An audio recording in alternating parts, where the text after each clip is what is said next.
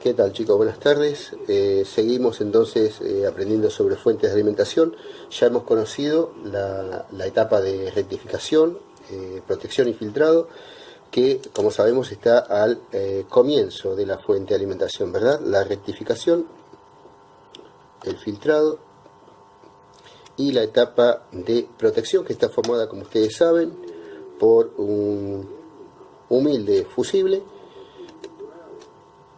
un filtro EMC y también por un varistor. Bueno, toda esa parte ya la vimos, tenemos los desacoples de los filtros de EMC y finalmente este bloquecito lo vamos a dejar para más adelante, que es la fuente de PVC. Vamos a entrar a la parte de conmutación de una fuente.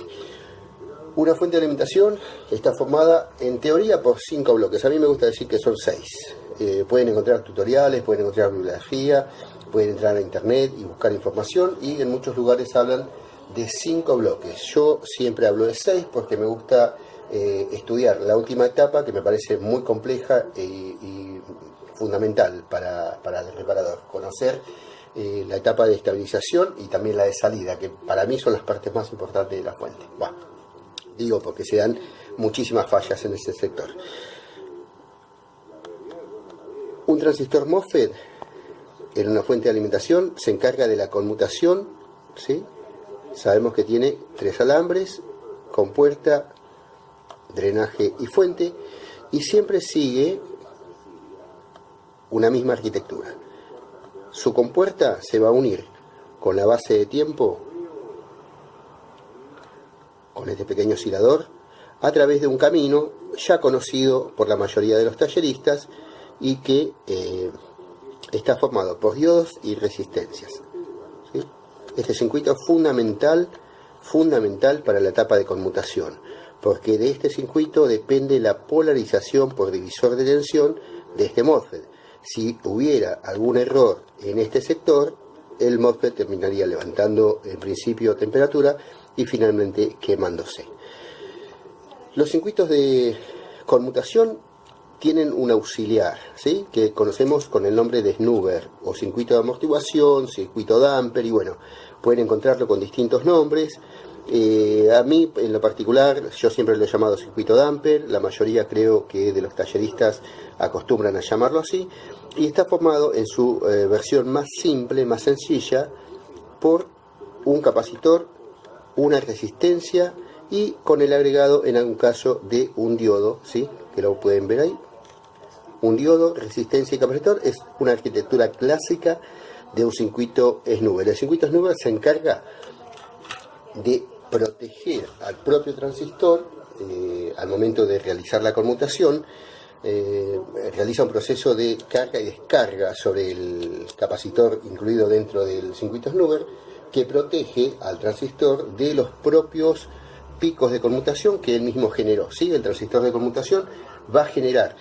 Todo esto tiene relación, chicos, a lo que venimos hablando desde tiempo atrás. Nosotros ya hemos estudiado el funcionamiento de un transformador y cómo reaccionan las bobinas cada vez que la corriente se interrumpe. Bueno, el transistor de conmutación entonces va a interrumpir todo el tiempo la corriente sobre un bobinado. Como consecuencia de esa interrupción se van a provocar en su colector, su viejo colector, que ahora llamamos drenaje, ¿sí?, el alambre del medio del MOSFET, a ver si lo podemos ver, ahí, el alambre del medio del MOSFET. Sobre este alambre, conectado al transistor chopper, se van a generar pulsos de conmutación de muchísima amplitud, próximos aproximadamente 800.000 voltios, depende de la marca, modelo, tamaño, pulgada, época y demás, pero anda aproximadamente en ese valor. Si esos picos de conmutación no son convenientemente consumidos, apagados o de alguna manera neutralizados, se vuelven a meter al transistor y lo terminan quemando, ¿sí? Entonces el circuito snubber formado, siempre conectado sobre el terminal del medio del transistor, siempre conectado sobre el terminal del medio del transistor, cuando se une al transformador, en ese punto se une, como ahí pueden ver, un diodo, una resistencia y un capacitor. Bueno, ese circuito tiene por función entonces proteger la vida del transistor para que no termine levantando temperatura y finalmente quemándose. La etapa de conmutación está formada, entonces, en principio, por un MOSFET y por un bobinado. Ahora vamos a ver cómo hacen para transferirse energía todo el tiempo, y eso lo va a hacer a través de otra etapa, una etapa que llamamos oscilación o base de tiempo, que es este pequeño integrado que tenemos aquí. Sobre esto quiero hacer una aclaración: no todos los televisores traen base de tiempo, tampoco tienen una base de tiempo como esta, de 8 alambres por lado. Esta es una placa que está en reparación, son 4 alambres por lado. En este caso, esta placa tiene este tipo de base de tiempo, que es la que siempre se estudia porque es la más común y la clásica, pero existen otras bases de tiempo con 3 alambres por lado. Incluso hay otro tipo de fuentes que conocemos como fuente de autobloqueo, que no utiliza este tipo de integrados. Hago la salvedad porque se pueden encontrar, chicos, en algún momento con algún circuito donde encuentren al MOSFET, pero por más que busquen no van a encontrar este circuito integrado. Y bueno, está formado por pequeños transistores que hacen el trabajo de la base de tiempo, porque usan una tecnología distinta que llamamos de autobloqueo, y que en algunos modelos todavía sigue viniendo. Así que atención con ese punto, porque pueden encontrarse en principio, no es común encontrarlo, pero sí pueden encontrarse con algún circuito que no posea base de tiempo. Estos componentes agregados en la compuerta, aquí en la compuerta, siguen siempre la misma arquitectura: resistencia, diodo en oposición y resistencia de desacople.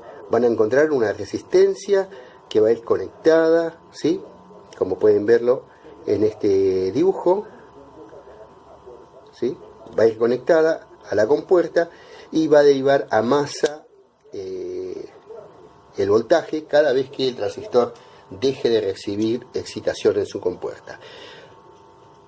Este proceso se realiza a una velocidad de aproximadamente 50 kHz como mínimo, como ustedes ya saben, máximo 200 en las fuentes muy modernas, las últimas, pero en líneas generales podemos hablar de cerca de 100 kHz, la velocidad o la frecuencia a la que este transistor abre y cierra todo el tiempo. De ahí la importancia de que revisemos cada vez que nos encontramos con algún problema en la llave,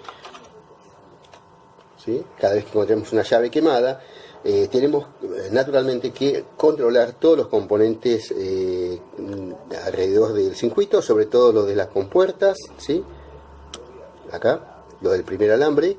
Y también un detalle a tener en cuenta, que si bien la compuerta se conecta tradicionalmente a circuitos con esta arquitectura, y el drenaje o colector se conecta siempre a un transformador chopper, también es condición general que los alambres de fuente o los alambres de emisor se deriven a masa a través de una resistencia de pequeño valor. Esa resistencia suele tener un valor siempre menor que 1, y para nuestro caso, a ver si lo puedo encontrar acá, esta que tenemos acá, es de solamente 0,35, si no veo mal. Esto parece ser un naranja, sería, si es naranja, 0,35, ¿verdad?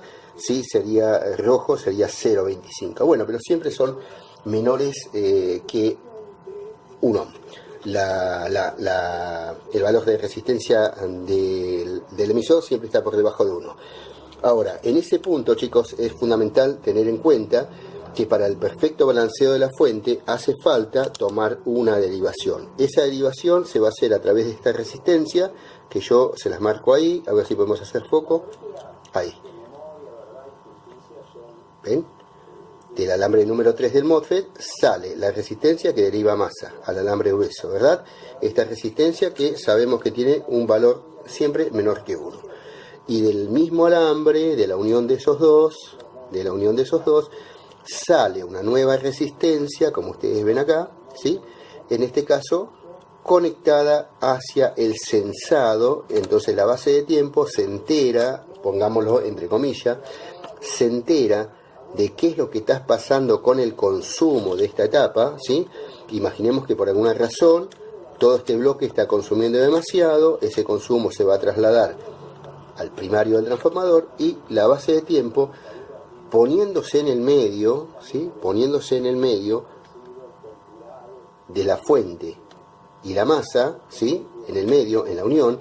De ahí toma una muestra y con eso le avisa a la base de tiempo que el consumo está en los valores normales. Si hubiera un sobreconsumo o si hubiera algún elemento que está cortado y por lo tanto el consumo es menor, la base de tiempo, ponemos de vuelta entre comillas, se entera de esa condición y apaga el equipo. Entonces esta resistencia, cada vez que el transistor MOSFET explota, es fundamental revisarla, porque el equipo se tilda, se bloquea y finalmente no arranca, por más que hayamos cambiado la base de tiempo y la llave, ¿sí? Eso es fundamental. Tenemos que controlar siempre la resistencia que llamamos resistencia sensora o RS, y la resistencia limitadora, que siempre vale menos que 1. Bueno, chicos, hasta aquí este video y ahora seguimos hablando sobre el circuito de oscilación. Bueno, la base de tiempo, chicos, tiene por función oscilar todo el tiempo, como su nombre lo dice, base de tiempo, tiene por función oscilar y lo va a hacer de una manera particular, ¿sí? La base de tiempo, tengan presente que no va a cambiar su ciclaje. No va a cambiar su ciclaje, siempre va a tener una frecuencia estable, clavada en un valor.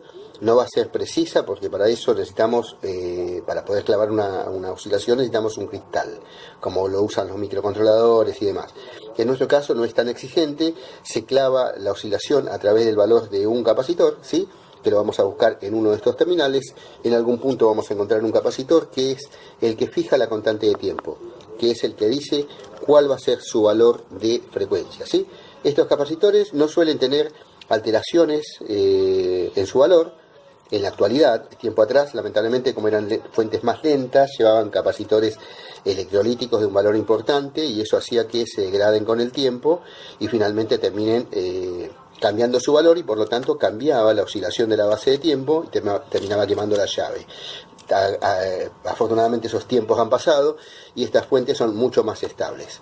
Estas fuentes, para poder encender, necesitan primero que nada, antes de arrancar, antes de enviarle un pulso, la base de tiempo, antes de enviar un pulso a la llave, necesita tomar medidas, ¿sí?, de voltaje y consumo. Esas medidas de voltaje lo va a hacer a través de dos alambres, ¿sí?, que están conectados a la línea del filtro principal, del filtro gordo, a través de un conjunto de resistencias que casi siempre, o mayormente, ¿sí?, vamos a decirlo de esa manera, mayormente, porque no siempre es así, pero mayormente mantiene también una estructura eléctrica conocida, una arquitectura más o menos tradicional, y en este caso van a ver que estas resistencias que tenemos acá van a pasar a través de más resistencias y finalmente van a llegar al polo positivo del filtro. ¿Lo ven? Polo positivo del filtro, ahí lo ven, el positivo está de aquel lado. Por lo tanto, este es el polo positivo del filtro, y si seguimos la conexión, nos lleva a través de un conjunto de resistencias que las conocemos con el nombre de pull-up, y estas resistencias tienen la función, entre otras, de medir el voltaje de la línea a través del estado del filtro. Es un proceso un poco complicado, pero las resistencias miden el voltaje existente en el filtro, que, como ustedes entenderán, esto sale de la lógica y lo que hemos aprendido, el voltaje del filtro va a ser proporcional al voltaje de la línea. Si la línea sube, el valor del filtro en continua también lo hace. Por lo tanto, las resistencias se enteran. Si hay una subida de tensión, apagan el equipo. Si la tensión bajó mucho y están sensando ese alambre, también apagan el equipo. Y si existe una condición de cortocircuito, también apagan el equipo, ¿sí? Entonces, estas bases de tiempo no arrancan sin control, sino que tienen pasos, ¿sí?, previos antes de encender. Esa forma de hacerlo se conoce con el nombre de arranque secuenciado y consiste en arrancar en dos partes. Primero sensan y luego encienden.